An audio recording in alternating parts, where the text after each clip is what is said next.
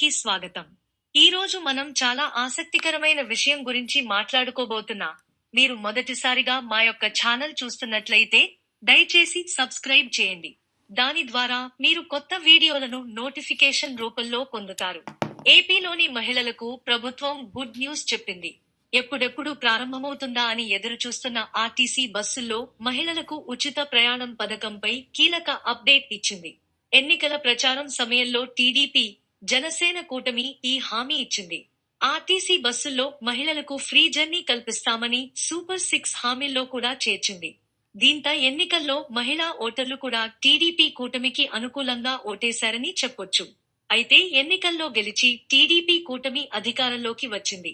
ముఖ్యమంత్రిగా చంద్రబాబు, మంత్రులుగా ఇతర నేతలు కూడా కొలువుదీరారు.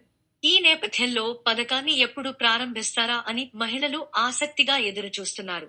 ఈ నేపథ్యంలోనే ఏపీ రవాణా శాఖ మంత్రి మండిపల్లి రాంప్రసాద్ రెడ్డి కీలక అప్డేట్ ఇచ్చారు. నెల రోజుల్లోగా ఏపీలో మహిళలకు ఆర్టీసీ బస్సుల్లో ఉచితంగా ప్రయాణం కల్పిస్తామని చెప్పారు. దీనిపై ఇప్పటికే అధికారులు కసరత్తు చేస్తున్నట్లు చెప్పారు. ఆర్టీసీ బస్సుల్లో ఉచిత ప్రయాణంపై అధ్యయనం 15 రోజుల్లోగా కమిటీని ఏర్పాటు చేస్తామన్నారు. ఇప్పటికే ఈ విధానం అమల్లో ఉన్న కర్ణాటక, తెలంగాణలో ఈ కమిటీ పర్యటించి పథకాన్ని ఎలా అమలు చేయాలనే దానిపై అధ్యయనం జరుపుతుందన్నారు. కమిటీ నివేదిక వచ్చిన తర్వాత ఉచిత బస్సు ప్రయాణాన్ని అమలు చేస్తామన్నారు. అలాగే దూర ప్రాంతాలకు వెళ్లే బస్సుల సంఖ్యను పెంచుతామని, ఎలక్ట్రిక్ బస్సులు కొనుగోలు చేస్తామని చెప్పారు. ఇక విజయవాడ బస్టాండులో గురువారం ఆకస్మిక తనిఖీలు చేసిన మంత్రి ఆర్టీసీ సిబ్బందికి పలు సూచనలు చేశారు. సమాచార సమీక్ష తెలుగు యూట్యూబ్ ఛానల్ నేను కొత్తగా ప్రారంభించాను. దీనికి గాను మీ సపోర్ట్ నాకు చాలా అవసరం.